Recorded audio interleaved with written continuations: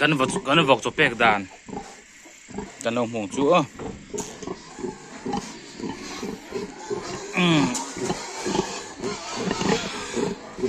này hi vok ui nè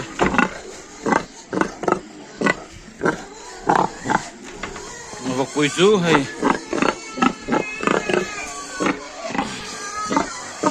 mình nấu khát để chuẩn bị cái biển chỉ khăn mình nấu khát để chuẩn bị hiện suốt liền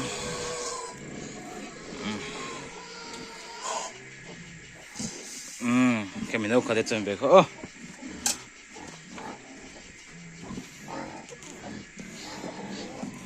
hi vọc bụi rai lại nhá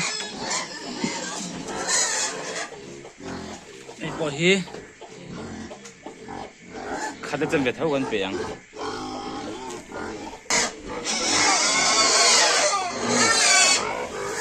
này hi vọc bụi rai lại bỏ hi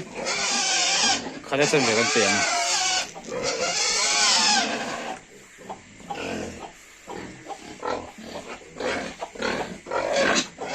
tiếng hậu luôn hi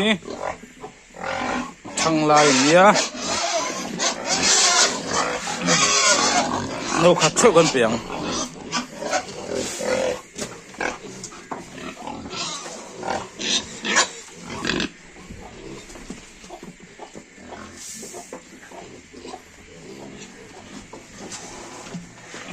rồi hiện chụp nó sẽ thấy được cơ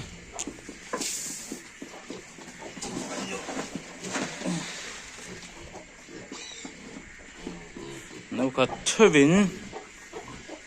trăng trăng con biển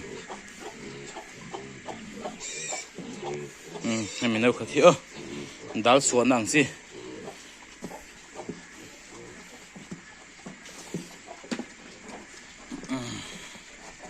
hey hi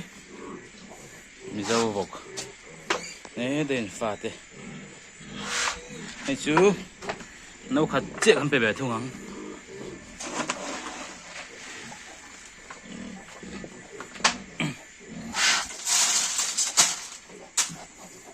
nấu khát cả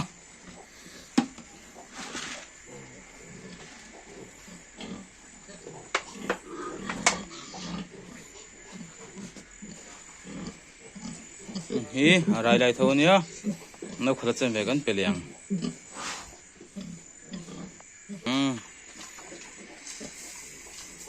nấu khát chân về con bè liang là còn con phía dưới nào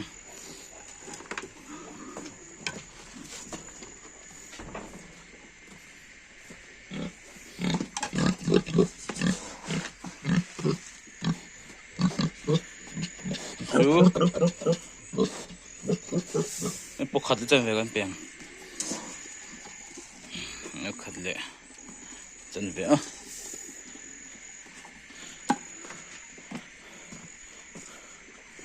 bịa lại hí đi dâu vào con nhá chứ nó khát to chính là con biển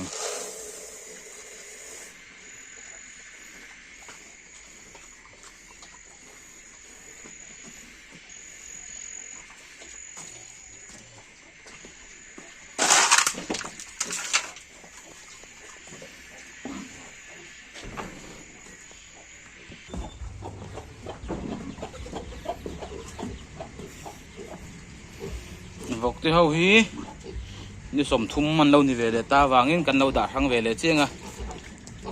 tôi sẽ lên trên tên mình cần biển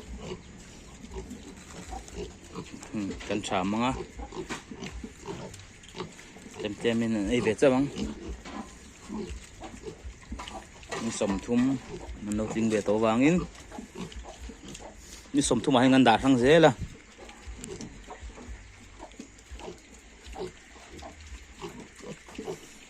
kia trên thế chân hết làm bằng hết chứ ăn đâu liền về thế tôi sầm đi lệ cả thúng ăn đâu thì về lại tôi chứ chốt lên